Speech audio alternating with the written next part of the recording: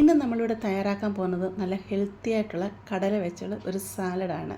ഇതുണ്ടാക്കിയെടുക്കാൻ വളരെ എളുപ്പമാണ്. നമുക്കിത് ഡിന്നറായിട്ടാണെങ്കിലും അല്ലെങ്കിൽ ചായയുടെ കൂടെ ഈവനിങ് സ്നാക്കായിട്ടൊക്കെ കഴിക്കാൻ അടിപൊളി ഒരു ഐറ്റമാണ്. ഇത് നമുക്ക് എങ്ങനെ തയ്യാറാക്കുന്നത് എന്ന് നോക്കാം. 8 മണിക്കൂർ വെള്ളത്തിൽ കുതിർത്ത കറുത്ത കടല ഉപ്പിട്ട് വേവിച്ച് വെക്കുക. ഒരു മിക്സിയുടെ ജാറിലോട്ട് 1/4 കപ്പ് തേങ്ങ ചിരകിയതങ്ങിട്ട് കൊടുക്കാം. 4 തണ്ട് മല്ലിയില ഇട്ട് കൊടുക്കാം. അതുപോലെ 4 പിരിയമുളക് ഞാൻ ഇവിടെ എടുത്തിട്ടുണ്ട്.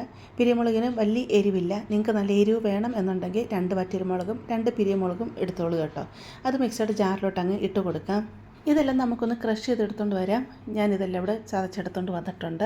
ഇതങ്ങ് മാറ്റി വെക്കാം. ഒരു പാൻ അടുപ്പത്ത് വെച്ച് കൊടുത്തിട്ടുണ്ട്. പാൻ ചൂടായി വരുമ്പോഴത്തേക്ക് 1 ടേബിൾ സ്പൂൺ വെളിച്ചെണ്ണ ഒഴിച്ച് കൊടുക്കാം.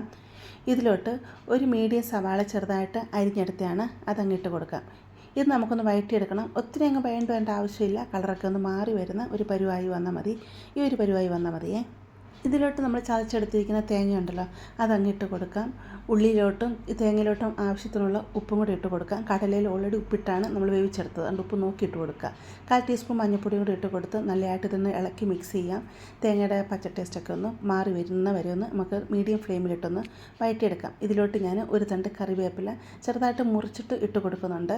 കറിവേപ്പില നിങ്ങൾക്ക് ഇങ്ങനെ ഇട്ട് കൊടുക്കാൻ താല്പര്യമില്ല എന്നുണ്ടെങ്കിൽ തേങ്ങ ചതച്ചെടുത്തില്ലേ, ആ സമയത്ത് കറിവേപ്പിലയും കൂടെ എൻ്റെ കൂട്ടത്തിൽ ഇട്ട് കൊടുത്ത് ഒന്ന് ചതച്ചെടുക്കാവുന്നതാണ് കേട്ടോ.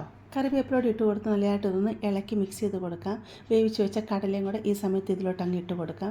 മിക്സിയുടെ ജാറ് കഴുകിയെടുത്ത് 1 ടേബിൾ സ്പൂൺ വെള്ളം കൂടെ ഇതിലോട്ട് ഒഴിച്ച് കൊടുത്ത് നല്ലതായിട്ട് ഇതിനെ അങ്ങ് ഇളക്കി അങ്ങ് മിക്സ് ചെയ്യുക. മീഡിയം ഫ്ലെയിമിലിട്ട് കൊടുക്കുക കേട്ടോ. ഇതിലോട്ട് ഞാൻ ഒരു ചെറിയ ക്യാരറ്റ് ഒന്ന് ഗ്രേറ്റ് ചെയ്തെടുത്തതാണ്. അതും കൂടി ഇതിലോട്ട് ഇട്ട് കൊടുത്ത് നല്ലതായിട്ട് ഇളക്കി അങ്ങ് മിക്സ് ചെയ്യാം. ക്യാരറ്റ് വേകേണ്ട ആവശ്യമൊന്നുമില്ല. കടലിലോട്ടും ഈ ക്യാരറ്റിലോട്ടിലൊക്കെ ഈ മസാലയൊക്കെ ഒന്ന് പിടിച്ച് കിട്ടണം, അത്രയും മാത്രം മതി. ഇതിൽ വെള്ളം ഒന്ന് വറ്റി വരണം. ഞാൻ ഉപ്പ് നോക്കിയപ്പോൾ ഉപ്പ് കുറവായിരുന്നു. അതുകൊണ്ട് കുറച്ചും കൂടി ഞാൻ ഉപ്പ് ഇതിലോട്ട് ഇട്ട് കൊടുക്കുന്നുണ്ട്. എന്നിട്ട് നല്ലതായിട്ട് ഇളക്കി മിക്സ് ചെയ്ത് ഇതിൽ വെള്ളമൊക്കെ വറ്റി വരുമ്പോൾ തീ ഓഫ് ചെയ്ത് നമുക്കിത് ഉപയോഗിക്കാവുന്നതാണ്. നല്ല ടേസ്റ്റാണ് കേട്ടോ. ഇത് വെറുതെ കഴിക്കാൻ അടിപൊളി ടേസ്റ്റാണ്. ഡയറ്റ് നോക്കുന്നവർക്കൊക്കെ ഇത് കഴിക്കാൻ നല്ലൊരു ഐറ്റമാണ് കേട്ടോ. ഉണ്ടാക്കിയെടുക്കാൻ എളുപ്പമല്ലേ.